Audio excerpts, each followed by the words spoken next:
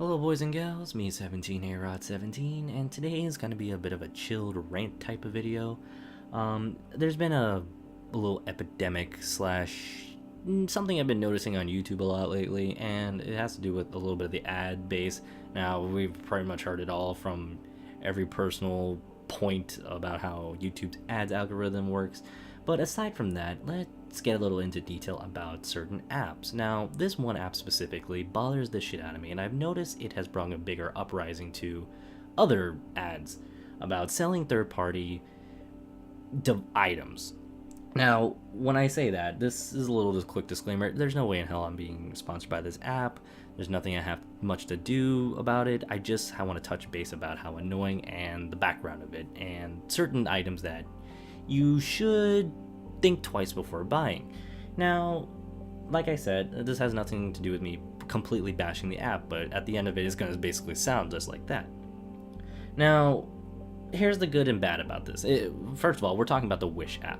Now, this app has essentially come across as like an eBay or an Amazon. You buy your item on there, you find it for a smashing deal, and you just, you get it for your, what is it, for 5-day shipping? I don't know. I didn't look into it too much. But from what I can tell when I was researching on the app a little bit, I decided to go a little bit more in depth.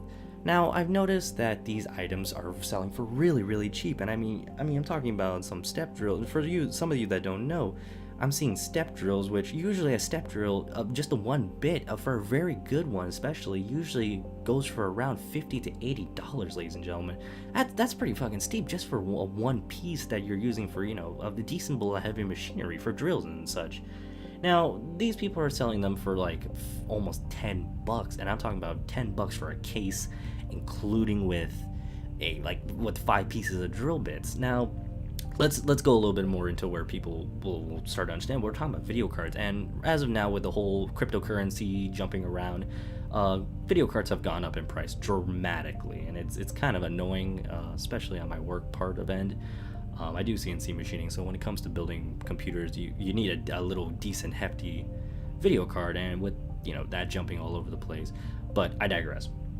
The point I'm trying to get to is usually these items are selling for very, very, dirt cheap, ladies and gentlemen. We're talking about like 1060 Ti video cards that are selling for like almost $80. And ladies and gentlemen, this doesn't make sense because, for some of you that haven't heard the old saying, cheap thing no good, good thing no cheap, it's an old Chinese saying from what I've been told many, many times. And the problem is people are not realizing when you buy these sort of items, you're basically asking for a shitty item, and it's pretty much common sense, ladies and gentlemen. At the end of the day, you're gonna buy yourself an item that is worth quite a bit of money. Aside from the supply and demand part of it, this item usually costs around $200 to $300, and that's just from factory alone, or a third party or second party seller really. And you're going to be buying yourself a quality warranty sided item versus buying from you really don't know, an anonymous buyer. And usually what these companies do, they'll kind of go out of their way and say, they'll promote, we'll use a video card for an example. They'll promote a 1060 Ti, and when you see this item, it's promoting you buy it now, in the next 10 minutes it's gonna, you can get it for $80 instead of $169, which still kind of baffles me, because seeing these items for that low, they have to be getting it for even cheaper, and they have to be jacking up the price some way to make a sort of profit.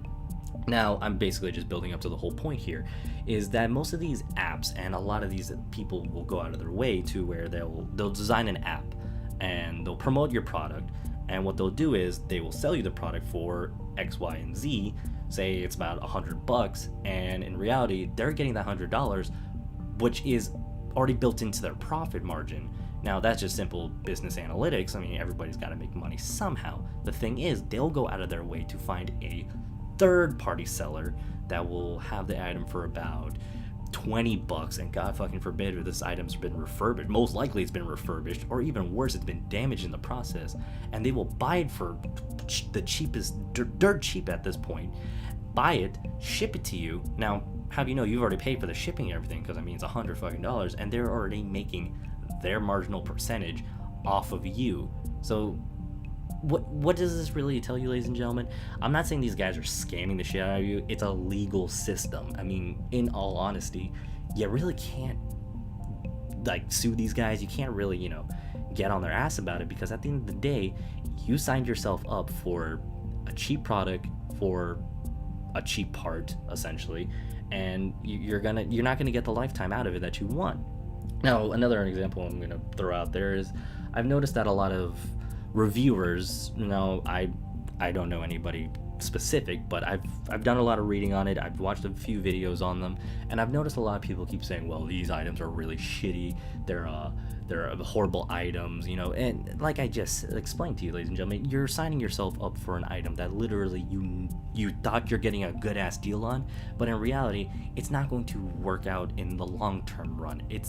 You buy something for $1, it was probably made for 25-cent material.